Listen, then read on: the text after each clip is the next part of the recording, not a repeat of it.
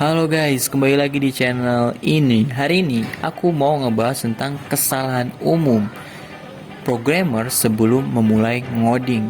Nah, jadi apa aja sih hal-hal yang harus diperhatikan oleh programmer? Langsung aja, check it out, kita bahas.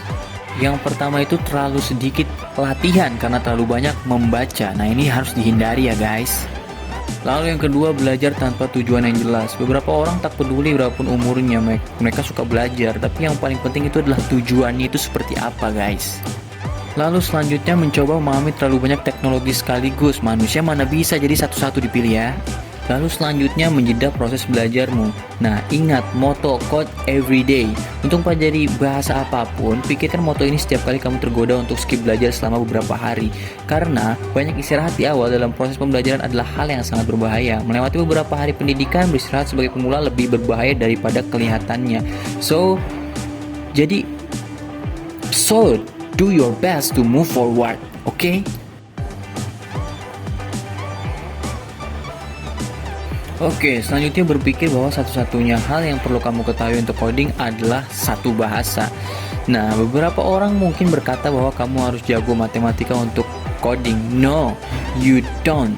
Tetapi sebatas mengetahui bagaimana cara menulis kode juga tidak akan menjadikanmu seorang programmer.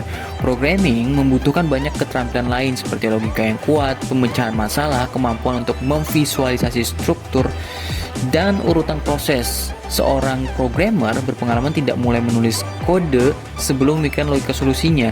Jadi mereka harus berpikir dulu sebelum langsung mengetik kode-kode tersebut. Jadi ya, ini harus kalian terapkan supaya kalian bisa menjadi seorang programmer yang handal tentunya. Nah, ini menjadi salah satu hal yang penting juga nih untuk teman-teman pahami bahwa ada beberapa hal yang harus diperhatikan dan ada beberapa hal yang harus dihindarkan untuk menjadi seorang programmer. Selanjutnya, mengabaikan pentingnya kode yang dibaca. Nah, hati-hati nih, ini banyak kekeliruan yang muncul dari para programmer pemula tentunya. Ini harus menjadi satu perhatian yang sangat-sangat mendetail. Oke, yang selanjutnya itu adalah tidak menguji kodemu secara teratur. Menyedihkan sih, tapi beginilah faktanya.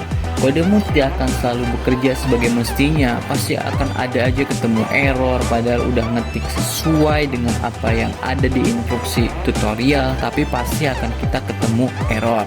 Pastikan untuk memeriksanya secara teratur dan jangan biarkan kesalahan berikutnya menumpuk. Nah, jadi lebih baik dicek satu persatu. Jangan sampai nanti kebanyakan error jadi pusing sendiri. Alih-alih lelah karena kelelahan mendebak dan mencari tahu apa dan kapan kodemu salah, kamu hanya perlu akan berurusan dengan masalah-masalah kecil nantinya di setiap tahap. Jadi penting untuk kita membuat suatu analisis, mencari apa yang salah dari setiap kode-kode kita. Karena dengan begitu akan banyak sekali bagaimana kita akan memicu, mengharuskan kita belajar lebih serius lagi terhadap suatu bahasa pemrograman. Ketika kita menemukan banyak error, tentunya kita akan berpikir lebih keras untuk mencari suatu solusi.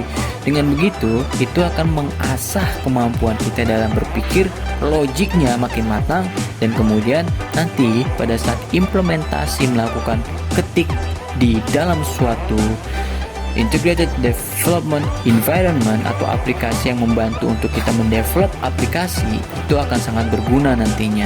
Dan seharusnya ini menjadi perhatian yang sangat mendalam sih bagi mereka yang ingin mendalami dalam dunia programming.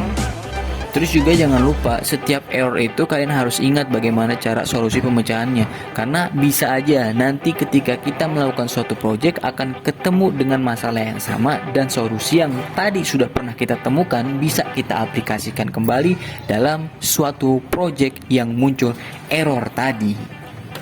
Oke, ini yang terakhir nih, belajar Java sendirian. Karena biasanya Java itu adalah fundamental pertama untuk setiap mereka yang ingin belajar bahasa pemrograman.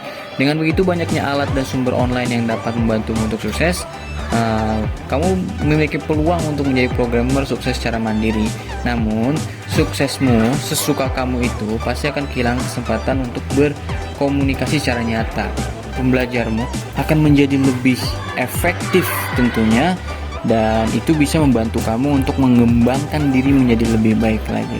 Komunitas di Java sendiri itu ada banyak ya, jadi belajar secara berkelompok itu lebih enak untuk sharing, untuk mencari tahu dan bertukar pikiran, itu sangat bagus pastinya.